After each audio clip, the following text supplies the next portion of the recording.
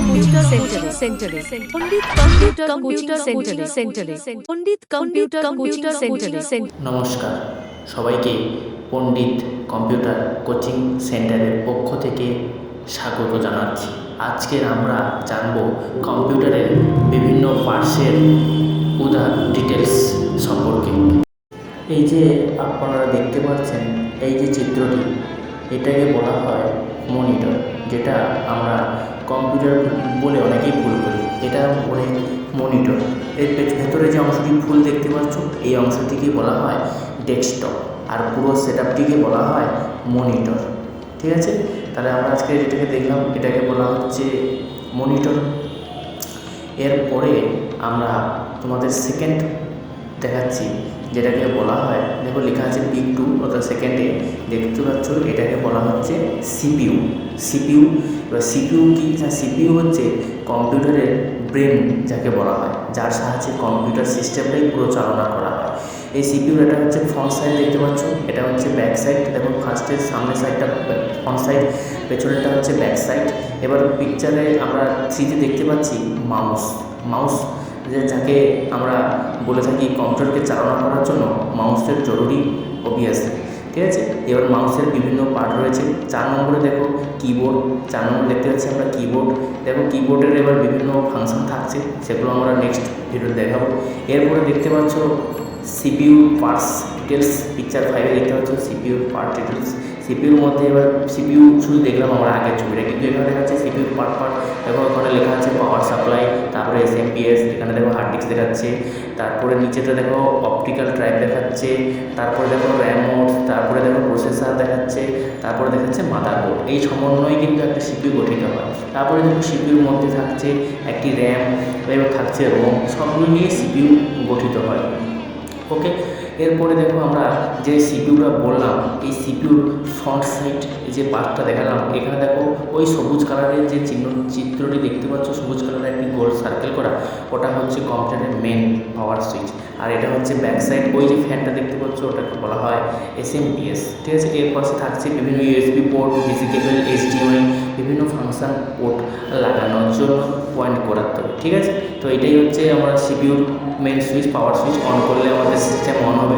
ঠিক আছে, ওই যেখানে আমাদের তীর চিহ্ন থেকেছে ওইটা হচ্ছে মেন পাওয়ার সুইচ, ওইটায় ক্লিক করলে আমাদের সিপিইউ অন হয়ে থাকে। এবারে দেখাবো আমরা মাউসের যে 3টে পার্ট রয়েছে। মাউস তো আমরা সবাই ব্যবহার করি, কিন্তু মাউসের 3টে পার্ট রয়েছে। দেখো লেফট বাটন, রাইট বাটন, আর মিডিলটা হচ্ছে স্ক্রল বাটন।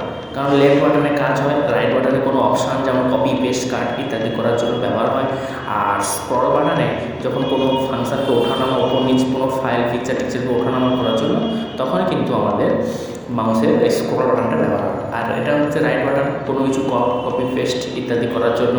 তো তারপরে দেখো লেফট বাটন, ঠিক আছে, কোনো কাজ করার জন্য। এই নিয়ে আমাদের কিন্তু এবার মাউসের পরিচয়। এবার বিভিন্ন কোম্পানির মাউস বিভিন্ন রকম মডেলের হতে পারে। এটা আমি একটা ফারেক্স কোম্পানির মাউসের ছবি দিয়ে তোমাদের দেখালাম।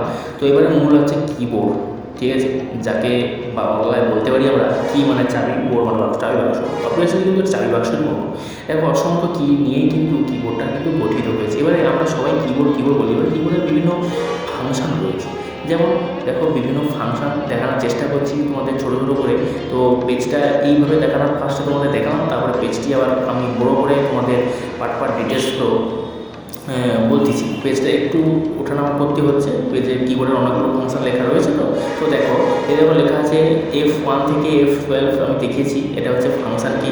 দেখো ট্যাব কি, ক্যাপসলক কি, শিফট কি, কন্ট্রোল কি, অল্টার কি, window logo, space bar, alphabet কি, নাম্বার কি, এবার দেখো ক্যালকুলেটর কি, কন্ট্রোল কি, সবই স্পেস বার নিয়ে অসংখ্য কিবোর্ড রয়েছে। এবার দেখতে পাচ্ছ লেখা আছে দেখো সেন্ট্রাল প্রসেসিং ইউনিট, শর্টে সিপিইউ, যাকে আমরা সিপিইউ বলি, তার full form central processing unit. এবার সেন্ট্রাল প্রসেসিং ইউনিটের বিভিন্ন ডায়াগ্রাম, ব্লক ডায়াগ্রাম তোমাদের সামনে দেখিয়েছি। দেখো ইনপুট আমি ছোটো করে দেখার চেষ্টা করছি, ওর ছবিটা একটু বড়ো আছে, দেখতে পাচ্ছ। দেখো ALU, যাকে বলা হয় অ্যারিথমেটিক অ্যান্ড লজিক ইউনিট। মিডিলে দেখো কন্ট্রোল ইউনিট, একদম নিচে দেখো মেমোরি ইউনিট, এবং দুপাশে দেখো ইনপুট এবং আউটপুট। তো ইন করলেই তখন কন্ট্রোল মেমোরি, এলইউ বা অ্যারিথমেটিক লজিক ইউনিট এগুলো কিন্তু কানেকশানের মাধ্যমে প্রজ্বলিত হয়ে তখনই কিন্তু আমরা আউটপুটের মাধ্যমে দেখতে পাই। অতএব আমি তোমাদের এখানটায় সিপিইউর ব্লক ডায়াগ্রাম দেখালাম, তো তোমরা বুঝতে পারবে আশা করছি। ভিডিওটি সম্পূর্ণ দেখতে থাকো স্ক্রিপ্ট না করে। দেখো ভিডিওটা কীরকম দেখাচ্ছি আমি। সেন্ট্রাল প্রসেসিং ইউনিট অর্থাৎ সিপিইউ। এবার দেখো আমি চলে আসলাম মনিটর। আমরা সবাইগুলো মনিটর। এবার বিভিন্ন সময়ে বিভিন্ন রকম মনিটরের উদ্ঘাটন হয়েছে। যেমন দেখো প্রথমে আমরা ফার্স্ট 4 ভাগে ভাগ করেছি, ঠিক আছে। প্রথমে ছিল 3 ভাগ, এখন বর্তমান সময়ে আপডেট হতে হয়ে গেছে 4 ভাগ। তো প্রথমে দেখো আমরা তোমাদের দেখাচ্ছি, দেখো সিআরটি মনিটর। এবারে তারপরে দেখতে পাচ্ছ এলসিডি মনিটর, তারপরে দেখতে পাচ্ছ এলইডি মনিটর, তারপরে দেখতে পাচ্ছ প্লাজমা মনিটর। এগুলোর ফুল ফর্ম আমি তোমাদের নেক্সট ভিডিওতে অবশ্যই বলবো। দেখো কারণ অনেকটা বড় হয়ে যাবে ভিডিওটা, তাই কম দেখালাম। এরপরে দেখো মাউসের 3টে পার্ট দেখো, বল মাউস, অপটিক্যাল মাউস আর ওয়্যারলেস মাউস। মাউসকেও 3 ভাগে ভাগ করা হয়েছে। বল মাউসগুলো আগের তুলনায় বড়ো থাকতো, খারাপ হয়ে যেত বলে পরবর্তীকালে অপটিক্যাল এসছে। এবার অপটিক্যালের পর এবারে এসছে ওয়্যারলেস, ঠিক আছে।